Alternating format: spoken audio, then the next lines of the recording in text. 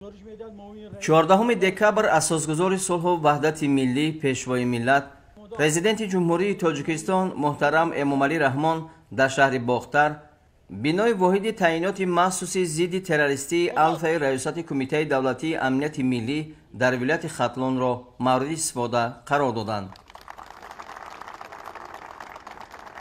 иттилоъ дода шуд, ки иншооти нав дорои ҳуҷраҳои кории кормандони Кумитаи давлатии амнияти миллии ҷумҳурии Тоҷикистон, синфхонаҳо барои омӯзиш, толори маҷлис, ҷойи хоб, ошхона ва дигар ҳуҷраҳои ёрирасони техникӣ мебошад.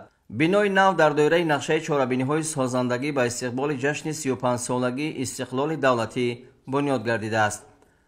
ба пешвои миллат муҳтарам Эмомалӣ Раҳмон иттилоъ доданд, ки бинои воҳиди таъиноти махсуси зидди террористӣ аз инфрасохтори муосири соҳавӣ иборат буда, дар он барои кормандони ин ниҳоди қудратии мамлакат шароити мусоиди фаъолият муҳайё шудааст.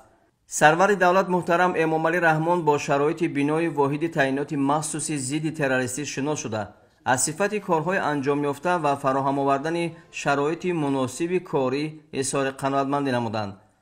президенти мамлакат муҳтарам Эмомалӣ Раҳмон кормандонро барои хизмати софдилона бар нафъи давлату миллат ва таъмини амнияти шаҳрвандон ҳидоят карданд.